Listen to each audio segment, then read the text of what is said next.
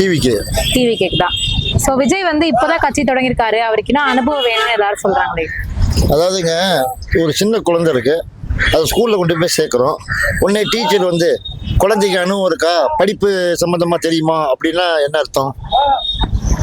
ஏன்னா குழந்தைய படிக்க வைக்கிறதே நம்ம ஸ்கூலுக்கு அனுப்புகிறோம்.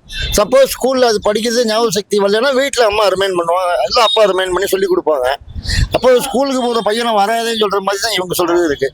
இவருக்கு எல்லா தகுதியும் இருக்குது. ஏன்னா சினிமாவில் நடிச்சிருக்காரு, இப்போ ஒரு அரசியல்வாதி.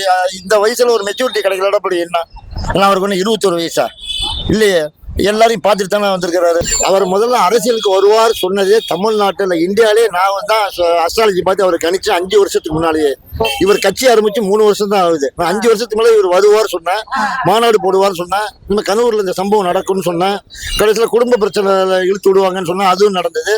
இப்போ இந்த ஜனநாயக படம் ரிலீக் ஆகும்னு சொன்னேன், அதுவும் நடந்தது. இப்போ விஜய் ஜெயிக்க போறாருன்னு சொல்றேன், அதுவும் நடக்க போகுது. அதில் எந்த மாற்றமும் இல்லை. நான் வந்து விஜயுடைய மாவட்ட செயலாளர் மற்றும் தொண்டர்களுக்கு இதன் மூலமா நான் தெரிவிச்சுக்கிறேன், தயவு செய்து தலைவன் கஷ்டப்பட்டு சம்பாதிச்சு உங்களுக்கு நோட்டீஸ்ல இருந்து ஆரம்பிச்சு மாநாட்டுல இருந்து ஆரம்பிச்சு எல்லா செலவையும் பார்த்துட்டு இருக்காரு.